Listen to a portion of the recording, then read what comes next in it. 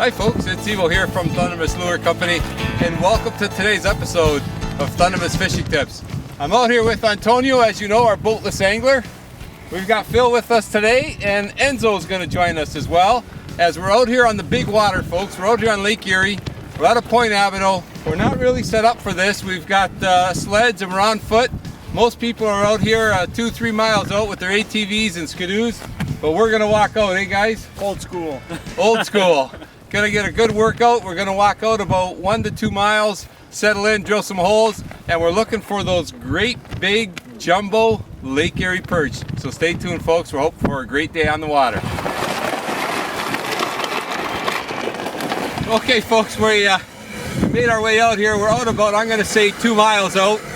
We're just starting to drill the holes, got the hut set up. I see some other people out about another mile or two out further, but we're out about a couple miles, drill the holes, we're going to set up. A little bit windy today, a little bit cold, but you know what, after that walk out there, I'm pretty warm, and it's tough slugging out here, but hey, you know what, it's winter time, I can probably afford to lose some weight anyhow. It's good exercise coming out here, so we're going to get set up right now, and hopefully get into some fish. There's one, Evo. Another one. Oh, he's caught under the ice now. See if he can, You're going to lose him. You're going to lose him on the ice. I might. Oh, there. Oh. You're snagged up. Feels weird. You're snagged up on the air. Oh, nice. Wow, There you go. On the jigging spoon. There you go, on the spoon, eh? Yeah. Nice. That's nice. On the jig, Phil. Great. We got Antonio out there drilling a few more holes because it's been kind of slow. We got some perch, or we got a couple of perch. There we go. It's a nice little Lake Erie perch right there. We got some smelt, but it's been kind of slow, eh, Phil? Yeah, pretty slow actually. It's been a little slow, so Antonio's out there drilling some more holes, seeing if he can find another spot. In the meanwhile, we're going to surprise him as we got a couple of perch going on here. And I'm going to get my line right back down there again, because a lot of times what happens with these perch is they'll school around, and it'll be real quiet, and all of a sudden you get into a fish, and next thing you know, you're into a few more fish, and things can happen pretty quickly. So I'm hoping that's the case here right now. In the meanwhile, I got to talk to you about these mats, eh, Phil? Phil brought these foam mats here, yep. And what a difference they make on the feet, because you're on the ice all day, and I got to admit, Phil, with your feet on these, Makes a difference. it makes a big difference. It really does. So something small like this, just keeping your feet off of the ice, makes a huge difference on keeping your feet warm. And when your feet are warm, your whole body's warm. That's right. Yeah. So I've got a little jigging spoon on here, and that's all I'm using. I don't even have it tipped with anything. You, Phil? I've got the jigging spoon. I've got it tipped though. I have a little piece of minnow. With a minnow? Yeah. Yeah, okay. And you have a couple of hooks on there with bait as well? Yeah, kind of a mixed bag. The middle hook, I've got the whole minnow on there, and the upper hook, I got a little tiny piece of minnow, maybe for the odd smelt? The odd smelt cruising by. Okay. So I got a mixed bag on my line here. Okay. And like I said, I'm just running a plain jigging spoon, just a small one. It's about a 1/4 ounce jigging spoon. We're fishing in about 45 feet of water out here, and I might tip my jigging spoon with a little piece of minnow. And I'll tell you what else is a really good bait to use. This might sound a little gross, but if you have a perch that's dead, you could actually take the eye out of the perch and use the eye. Just tip it on your jigging spoon, and I don't know what it is about that eye, but the other perch they just attack it. So I may revert to that down the road, but for right now I'm going to keep jigging away. Just as you know what? That didn't take long. No, I think I just put it down. We just turned the camera off, and I think I just got a little smelt. Look at that. Wow. Talk about a small smelt. But even that little smelt, we're going to have to keep him. But we got a few smelt there. Yeah. And even that little smelt hit this jigging spoon right there. Can you imagine? Wow. Yeah. He's hungry. Yeah, hungry. So, you know what I think it could be too, with these smelts moving in and out. Oh, did you have one? I had a hit. What could be happening are these perch are coming in following these smelts. There's one. Oh, nice fish. That looks like a nice perch. This one's a perch, yeah. Nice. Hear that, or a huge smelt. See, and that's what I mean about when one fish comes around, the others come around. We got Antonio out there drilling more holes, and we're in here catching fish. He's not going to be happy. Oh, it just came up with the ice. Son of a gun. You lost him, eh? Wow. Well, get your line back down there. I will, yeah. And that's the thing with, we've got about 3 feet of ice out here. And what happens is, on the way in, if the fish hits the edge of the ice on the way in, Yep. you got a good chance to lose that fish.